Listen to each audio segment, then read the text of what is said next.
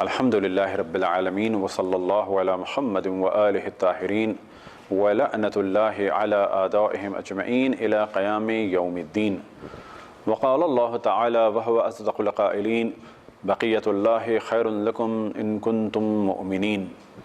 موضوع گفتگو علائم ظہور امام زمان علیہ السلام یعنی رسول اللہ صلی اللہ علیہ وآلہ وسلم کے 12ویں خلیفہ اور امت مسلمہ کے 12ویں امام زمان علیہ السلام کے آمد کی علامتیں۔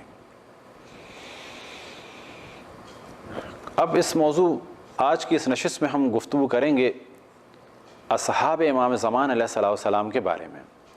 گو کہ ہمارا اصل جو سلسلہ چل رہا تھا وہ تھا علائم ظہور امام زمان علیہ السلام، لیکن ان کے اصحاب کے حوالے سے ایک ڈسکشن ہے، وہ آپ کی خدمت میں ہم پیش کرتے ہیں۔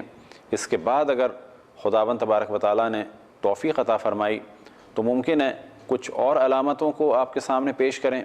گو کہ تقریباً جتنے موضوعات علائم ظہور کے حوالے سے تھے انہیں ہم نے جہاں ضرورت تھی تفصیل سے گفتگو کرنے کی وہاں تفصیل سے گفتگو کی، اور جہاں ضرورت تھی انتہائی اختصار کی تو وہاں ہم نے اختصار سے گفتگو کی۔ جب کہا جاتا ہے کہ امام زمان علیہ السلام کے 313 اصحاب ہوں گے تو عام طور پر مومنین یہ سمجھتے ہیں کہ 313 اس زمانے میں مومنین ہوں گے، اور یہ ایک بہت بڑی غلط فہمی ہے۔ 313 مومنین نہیں ہوں گے، 313 اصحاب خاص ہوں گے۔ اسی طرح سے لوگ سمجھتے ہیں کہ 313 افراد فقط امام کے ساتھی ہوں گے، باقی جتنے ہیں وہ دشمن ہوں گے، تو یہ نظریہ بالکل غلط ہے۔ تو توجہ رہے کہ اس زمانے میں ہزاروں نہیں لاکھوں مومنین ہوں گے۔ 313 اصحاب خاص ہیں، یا کہا جا سکتا ہے 313 امام کے خاص افراد ہیں جو امام کی جانب سے مختلف کاموں کو انجام دیں گے، یا یہ کہ 313 خاص کمانڈر ہیں۔ اور کمانڈر کہنے سے ذہن میں یہ آتا ہے کہ جیسے فقط جنگ کے کمانڈر ہیں، بلکہ زیادہ مناسب یہ ہے کہ یہ 313 خاص عمال ہیں، یعنی امام کی جانب سے کاموں کو انجام دینے والے ہیں، جنگ کے زمانے میں بھی اور جنگ کے زمانے کے بعد بھی۔ اب یہ 313 کون ہوں گے تو ایک تصور یہ ذہن میں آتا ہے اور ابھرتا ہے ذہن میں کہ یہ افراد ہوں گے سب کے سب اسی دنیا میں جو اس وقت زندہ ہیں، تو یہ نظریہ بھی غلط ہے۔ کچھ افراد اس وقت کے ہوں گے اور کچھ ہستیاں ہیں جو سابقہ امتوں کی ہیں اور ان کو پلٹایا جائے گا۔ بس جب کہا جاتا ہے کہ یہ 313 جمع ہو جائیں تو ظہور ہوگا، تو مراد یہ ہے کہ 313 میں سے کچھ کو امام زمان علیہ السلام ظہور سے پہلے بإذن خداوند تبارک و تعالی زندہ کریں گے، جس طرح سے کہ حضرت عیسیٰ علیہ السلام زندہ کرتے تھے۔ اور جب کہا جائے کہ امام زمان علیہ السلام کچھ لوگوں کو زندہ کریں گے تو اس سے قطعاً یہ مراد نہیں ہے کہ کوئی کہہ دے بڑے آرام سے کہ غلو کر دیا یا شرک کر دیا، بلکہ جس طرح سے کہ حضرت عیسیٰ علیہ السلام زندہ کرتے تھے تو امام زمان علیہ السلام زندہ کریں گے۔ پھر ایک موضوع ذہن میں یہ آتا ہے کہ سب کے سب مرد ہوں گے، کیونکہ بعض روایتوں میں رجلن ہے، یا ان میں خواتین بھی ہوں گی۔ تو پس پہلی غلط فہمی یہ ہے کہ 313 اس زمانے میں مومنین ہوں گے، تو ایسا غلط ہے، بڑی تعداد مومنین کی ہوگی۔ یہ 313 اصحاب خاص ہیں امام زمان علیہ السلام کے۔ کچھ سابقہ امتوں کے ہوں گے کہ جو زندہ ہوں گے، اور کچھ اس امت کے ہوں گے اور دنیا بھر سے ہوں گے۔ بعض روایات ہیں کہ جن کے بارے میں بہت زیادہ جن پر اعتماد نہیں کیا جا سکتا، اور ان میں کچھ لوگوں کے نام بھی ہیں۔ اب یہ نام انہی 313 جو افراد ہیں ان میں سے کچھ کے نام ہیں، یا یہ کہ ممکن ہے کہ ان روایتوں میں جو نام ہوں ان افراد کے بھی نام ہوں کہ جو اس زمانے میں اہم کام انجام دیں گے، لیکن ممکن ہے وہ 313 میں سے نہ ہوں۔ اب کچھ روایتیں آپ کے سامنے پڑھتے ہیں کہ جن سے کچھ نظریات کلیئر ہوں کہ یہ اصحاب کون ہوں گے اور کس قسم کے ہوں گے۔ تو اتنی بات تو واضح ہے کہ یہ بہت ہی بلند مقام پر فائز افراد ہیں۔ اب ایک روایت ہے کہ جو امام جعفر صادق علیہ السلام سے نقل ہوئی، اور اسی طرح سے کچھ روایات ہیں کہ جو امام جعفر صادق علیہ السلام نے مولا امیر المؤمنین علیہ السلام سے نقل کی. ان تمام روایات کو ہم نہیں پڑھ رہے، ان کا ایک خلاصہ بیان کر دیتے ہیں کہ جو ان میں مطالب بیان ہوئے، جن میں سے ایک اہم موضوع یہ ہے کہ جو عموماً روایتوں میں بیان ہوا، اور وہ ہے یجیء واللہ 313 رجلا، کہ امام فرماتے ہیں خدا کی قسم 313 افراد، 313 مرد اللہ سبحانہ و تعالی لے کے آئے گا. یہ تو ایک مشہور جملہ ہے، اور یہ تقریباً اکثر مومنین جانتے ہیں کہ 313 مرد. لیکن اس روایت میں، لہٰذا یہ جو روایت کا اگلا حصہ تھا یہ عموماً ہے اور بڑا مشہور ہے، لیکن ہم جس روایت کو بیان کر رہے ہیں اس میں یہ جملہ بھی ہے اور ساتھ میں ایک اور جملہ بھی ہے، فیہم 50 امرأۃ، اور ان اصحاب میں 50 خواتین بھی ہوں گی. اب یہاں پر ڈسکس ہوتا ہے کہ اکثر روایات کے جو الفاظ ہیں ان میں یہی ہے، مثال کے طور پہ یجمع اللہ علیہ اصحابہ 313 رجلا، اکثر جگہ پہ یہ ہے کہ خداوند تبارک و تعالیٰ ان کے اصحاب کو جمع کرے گا جو 313 مرد ہوں گے. بعض جگہ بیان ہوا کہ ان کی مقدار شہدائے، ان کی مقدار جو ہے وہ بدر کے شرکاء کے برابر ہوگی، یعنی 313. اور بعض جگہ پورا عدد بیان ہوا یعنی 313. لیکن اس روایت کی خصوصیت یہ ہے، اور یہاں پر ڈسکشن کیا جاتا ہے کہ 50 خواتین بھی ہوں گی. اب ڈسکشن یہ ہے کہ یہ 50 خواتین 313 میں ہوں گی، اور اگر 313 میں 50 خواتین ہوئیں تو نتیجہ کیا نکلے گا کہ 163 مرد ہوں گے اور 50 خواتین ہوں گی. آیا یہ مراد ہے یا نہ؟ ان روایتوں کو الگ رکھا جائے کہ 313 تو مرد ہیں اور پھر 50 خواتین ہیں. یہ احتمال بھی بہت زیادہ ہے، کیونکہ یہاں پر ہے یجیء اللہ 313 رجلا، اور اسی ایک روایت کا نسخہ ہے 319 کہ کچھ عشرات، اور جب کہا جائے گا کچھ عشرات تو ذرا معنی بدل جائیں گے، یعنی 300 اور کچھ عشرات، معذرت وبضعۃ عشر، اور کچھ اور 10، یعنی وہی 13. اب یہ جو 50 خواتین ہیں یہ ان میں سے ہیں یا ان کے علاوہ ہیں؟ فیہم کے معنی لیے جائیں کہ ان 313 میں، یا مراد لی جائے اصحاب میں، یعنی اصحاب میں 50 خواتین بھی ہیں، یہ ایک معنی ہو گئے، اور 313 مرد ہیں، ایک تو یہ معنی ہو گئے. ایک معنی ہو گئے کہ 313 ہی میں 50 خواتین شامل ہیں. تو زیادہ جو احتمال دیا جاتا ہے وہ یہ کہ 313 مرد ہیں، 50 خواتین ہیں. یہ دونوں طرح کی روایتوں کو اگر جمع کیا جائے. اب ان کی خصوصیت کیا ہوگی؟ یجتمعون بمکہ علی غیر میعاد، بغیر کسی وعدے کے، بغیر کسی پلاننگ کے ایک دم سے یہ مکے میں جمع ہو جائیں گے. قضعا کا قضع الخریف، جس طرح سے کہ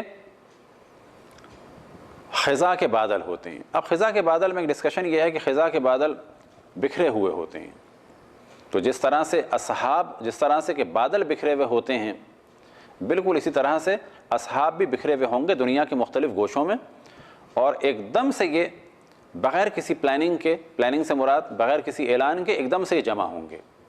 یہ جو جمع ہوں گے، یہ جمع ہوں گے بعض جگہ بیان ہوا سحے آسمانی کے بعد، یعنی آسمان سے ندا آنے کے بعد، اور بعض جگہ بیان ہوا یہ امام کے لیے پہلے ہی جمع ہو جائیں گے. تو لہٰذا اتنی بات کنفرم ہے کہ یہ جمع ہوں گے، اچانک جمع ہوں گے.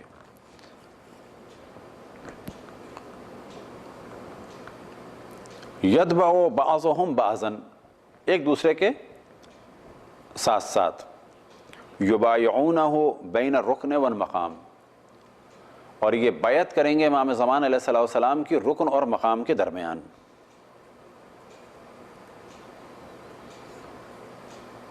وَمَعَهُ عَهْدُ النَّبِيِّ وَرَائِيَتُهُ وَصِلَاحُهُ، اور امام زمان علیہ الصلوۃ والسلام کے ساتھ ہوگا عہد نبی اور ان کا پرچم اور ان کا اسلحہ، کہ جو مشہور بعض اور جگہ روایتوں میں نقل ہوا کہ ذوالفقار ان کے پاس ہوگی، اور خود رسول اللہ صلی اللہ علیہ وسلم کی اپنی تلوار بھی انہی کے پاس ہوگی۔ اسی طرح سے انگوٹھی کے بارے میں ذکر ہوا کہ حضرت سلمان کی انگوٹھی ہوگی، یہ بالکل ایک الگ موضوع ہے کہ امام زمان علیہ السلام کے پاس کیا کیا ہوگا۔ اسی طرح سے ہے کہ قرآن کی وہ تفسیر اور قرآن کی وہ ترتیب اور قرآن کی وہ شان نزول جو مولا امیر المومنین نے جمع کی تھی وہ بھی امام زمان علیہ السلام کے پاس ہوگی۔ لیکن اس روایت میں بیان ہوا کہ بیعت کے وقت ان کے پاس کیا کیا ہوگا، تو عہد النبی، اب اس سے کیا مراد ہے، یعنی عہد رسول اللہ صلی اللہ علیہ وسلم ایک ان کے پاس ہوگا، اور ایک ان کا پرچم بھی ان کے پاس ہوگا، اور ساتھ ہی رسول اللہ صلی اللہ علیہ وسلم کا اسلحہ ان کے پاس ہوگا، کیونکہ یہاں پر بیان ہوا معہ عہد النبی، نبی کا عہد، ان کا پرچم اور ان کا اسلحہ، تو یہ چیزیں اس وقت ان کے پاس ہوں گی۔ لیکن اس کے علاوہ بھی امام زمان علیہ السلام کے پاس مختلف تبرکات ہیں، وہ بالکل الگ موضوع ہے، لیکن اس بیعت کے وقت رسول اللہ صلی اللہ علیہ وسلم کا عہد، رسول اللہ صلی اللہ علیہ وسلم کا پرچم اور رسول اللہ صلی اللہ علیہ وسلم کا اسلحہ ان کے پاس ہوگا۔ اب ایک موضوع یہ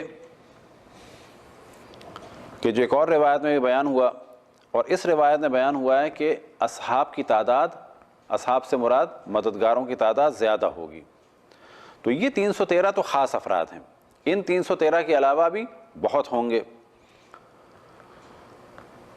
ان ابی بصیر، یہ روایت کمال الدین میں اور بہار میں بھی نقل ہوئی ہے، اور امام جعفر صادق علیہ السلام سے نقل کیا جناب ابی بصیر نے، قال سأل رجل من اہل کوفہ، کہ اہل کوفہ میں سے ایک شخص نے سوال کیا امام جعفر صادق علیہ السلام سے، کم یخرج مع القائم، قائم کے ساتھ کتنے لوگ ہوں گے؟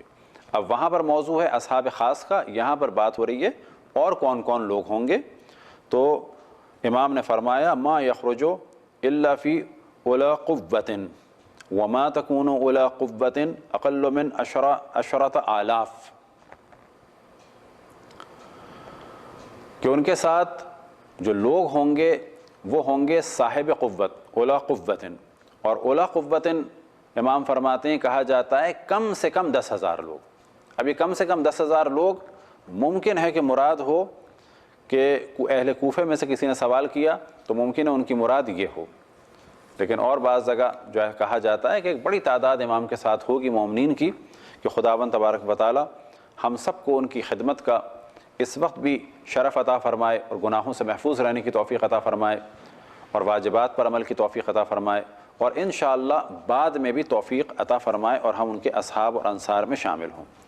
ایک روایت امام زین العابدین علیہ السلام سے نقل ہوئی، اب اس جانب توجہ رہے کہ یہ جو 313 افراد ہیں یہ اچانک جمع ہوں گے، تو اچانک جمع ہوں گے تو اس کے بارے میں امام زین العابدین علیہ السلام سے روایت نقل ہوئی، اور اس روایت کو نقل کیا ہے جناب ابو خالد کابلی نے، کہ جو امام زین العابدین علیہ السلام کے اہم ترین اصحاب میں سے اور شاگردوں میں سے تھے، اور یہ روایت بھی ہے کمال الدین و تمام النعمہ میں۔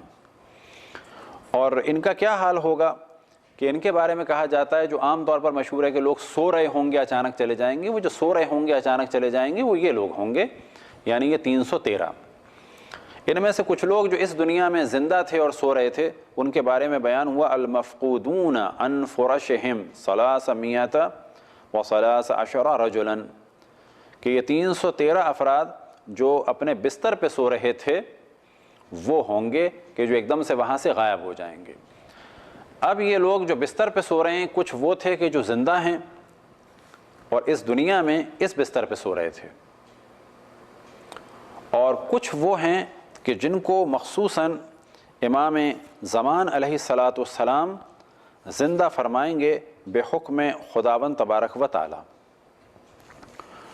وہ کون لوگ ہیں؟ تو ان کے بارے میں ایک روایت بیان ہوئی، جناب مفضل بن عمیر نے اس روایت کو بیان کیا ان ابی عبداللہ، یعنی امام جعفر صادق علیہ الصلاۃ والسلام سے۔ اب یہاں پر دقت کریں کہ یہاں پر وہ ڈسکشن ہے، کچھ لوگ زندہ کیے جائیں گے۔ امام فرماتے ہیں یخرج القائم، کہ ہمارے قائم نکالیں گے، خارج کریں گے۔ کس کو خارج کریں گے اور کہاں سے خارج کریں گے؟ من ظہر الکوفہ، کوفہ کی پشت سے۔ کوفہ کی پشت پہ کیا ہے؟ نجف ہے۔ نجف میں کیا چیز ہے جو بڑی مشہور ہے؟ وہ ہے وہاں کا قبرستان۔ کون سا قبرستان؟ وادی السلام۔ تو ممکن ہے یہ اشارہ ہو وادی السلام کی جانب۔ تو امام فرماتے ہیں یخرج القائم من ظہر الکوفہ 27 رجلا، کہ 27 افراد، 27 مردوں کو وہاں سے نکالیں گے۔ اب یہ 27 مرد کون ہیں؟ تو بیان ہوا 15 من قوم موسیٰ، 15 افراد ہیں حضرت موسیٰ کی قوم کے کہ جو ہدایت پہ تھے۔ 7 من اہل الکہف، 7 افراد ہیں کہ جو اصحاب کہف ہیں۔ اب اصحاب کہف جو ہیں کوفے میں نہیں ہیں۔ اصحاب کہف کے بارے میں یہ ہے کہ ان کی غار اردن میں ہے، انطاکیہ کی، انطاکیہ کے پہاڑوں میں، جو مشہور قول ہے۔ اب امام زمان علیہ الصلوۃ والسلام ممکن ہے کہ اس وقت کوفے میں ہوں اور حکم فرمائیں اور یہ لوگ وہاں پر زندہ ہوں اور فوراً کوفے پہنچ جائیں، یہ بھی ایک امکان ہے۔ 7 من اہل الکوفہ، اور 7 من اہل الکہف، اور 7 جو ہیں وہ اصحاب کہف ہیں۔ اور کون ہیں؟ جناب یوشع بن نون۔ جناب یوشع بن نون یعنی وصی حضرت موسیٰ علیہ الصلاۃ والسلام۔ اور ان کی قبر کہاں ہے؟ ان کی قبر جو ہے وہ اس وقت کے لبنان سے قریب ایک علاقہ ہے، اور اس وقت شاید وہ اسرائیل کے ہاتھ میں ہے۔ البتہ ان کی قبروں کے بارے میں 2-3 احتمالات ہیں، لبنان میں بھی ہے اور عراق میں بھی ہے، اور اسی طرح سے اسرائیل میں بھی ایک قبر ہے ان کی۔ تو جناب یوشع بن نون وصی رسول اللہ صلی اللہ علیہ وسلم، معذرت وصی حضرت موسیٰ علیہ الصلاۃ والسلام ہیں، یہ بھی زندہ ہوں گے۔ وہ سلمان، اور حضرت سلمان، وہ اباذر، حضرت ابوذر، والمقداد، اور مقداد، اور مالک اشتر۔ یہ وہ افراد ہیں کہ جن کو امام زندہ فرمائیں گے بے حکم خداوند تبارک و تعالی، اور یہ اصحاب امام زمان علیہ الصلاۃ والسلام میں سے ہوں گے۔ اور پھر امام فرماتے ہیں یکونون بین یدیہ انصارا و حکاما۔ یہ روایت ارشاد میں نقل ہوئی، اور امام فرماتے ہیں کہ یہ لوگ ہوں گے امام زمان علیہ الصلاۃ والسلام کے آگے آگے یا ساتھ ساتھ، ان کے انصار ہوں گے یعنی مددگار ہوں گے، اور حکام ہوں گے اس وقت، یعنی یہ لوگ حکم دیا کریں گے۔ تو تقریباً وہی معنی کہ یہ امام کی جانب سے لوگوں پر حکومت کریں گے اور احکام صادر فرمائیں گے۔ اور ظاہر ہے کہ دنیا کو جب اس پر ڈیوائیڈ کیا جائے گا مختلف کاموں کے اعتبار سے، تو ان 313 افراد کے حوالے دنیا کو کیا جائے گا، اور ان کے مختلف کام ہوں گے۔ اسی طرح سے خواتین کے مختلف کام ہوں گے، ممکن ہے خواتین سے مربوط ہوں، اور ممکن ہے کہ کوئی اور اجتماعی یا سیاسی کام ہوں۔ خداوند تبارک و تعالیٰ سے دعا ہے کہ ہم سب کو اپنی اپنے رسول، اپنی حجتوں، خصوصاً امام زمان علیہ الصلوۃ والسلام کی معرفت اور اطاعت کی توفیق عطا فرمائے، اور گناہوں سے بچنے اور واجبات پر عمل کی توفیق عطا فرمائے۔ انشاءاللہ اگر زندگی رہی، خداوند تبارک و تعالیٰ نے توفیق دی، جیسے کہ پہلے بھی ہم نے توجہ دلائی کہ اس وقت ہم نے جلدی میں ان کو ریکارڈ کیا ہے، اور ہدف یہ تھا کہ ایک بہت بڑی تعداد مومنین کی خواہش رکھتی ہے اور انہیں طلب ہے اور وہ پیاسے ہیں علائم ظہور امام زمان علیہ السلام سے آشنائی کے لیے۔ تو لہٰذا اسی وجہ سے یہ موضوعات کہ جو ہم نے کافی طویل مدت سے جمع کیے ہوئے تھے انہیں تیزی سے آپ کی خدمت میں بیان کیا، اور جیسا کہ ہم نے پہلے توجہ دلائی کہ خود ہماری خواہش یہی تھی کہ اس کو بہت منظم طریقے سے ریکارڈ کیا جائے، بہت اس میں ٹیکنیکلی خیال رکھا جائے، اس کو ڈاکومنٹری کی صورت میں بنایا جائے، اس میں باقاعدہ ویڈیو کلپس اور پکچرز کو جو ہے ایڈ کیا جائے، اس میں ڈسکشن کیا جائے، اس میں نقشے دکھائے جائیں، جیسا کہ مختلف پہاڑوں کے نقشے، جگہوں کے نقشے۔ انشاءاللہ اگر خداوند تبارک و تعالیٰ نے توفیق عطا فرمائی تو اس کام کو دوبارہ انجام دیں گے، یا اگر ممکن ہوا تو اسی گفتگو میں کچھ ہم اپنا ایڈیشن کریں گے، کچھ ویڈیو کلپس کا ایڈیشن، کچھ پکچرز کا ایڈیشن، کچھ نقشوں کا ایڈیشن، تاکہ دکھایا جائے کون سی جگہ کہاں پر ہے اور کس طرح سے کیا ہوگا۔ اسی طرح سے ایک نقشہ جو عراق میں بھی چھپا ہے، وہ نقشہ بھی روایات کو مد نظر رکھتے ہوئے لوگوں نے بنایا ہے، لیکن اس قسم کے نقشے اور اس قسم کی چیزوں کی حقیقت یہ ہے کہ اہمیت بھی نہیں ہے، اور علماء منع فرماتے ہیں کہ اس کی تطبیق نہ کی جائے، زیادہ سے زیادہ کہا جائے کہ امکان ہے کہ ایسا ہوگا۔ خداوند تبارک و تعالی ہم سب کو امام زمان علیہ السلام کے اصحاب اور انصار اور خدمت گزاروں میں شامل فرمائے، اس دنیا میں بھی ہم اہل بیت علیہ السلام کے ساتھ ہوں، اور قبر میں بھی، اور پھر برزخ میں بھی، محشر میں بھی، اور انشاءاللہ پھر جنت میں بھی محمد و آل محمد کی بزم میں ہوں۔ وصلی اللہ علی محمد و آلہ الطاہرین۔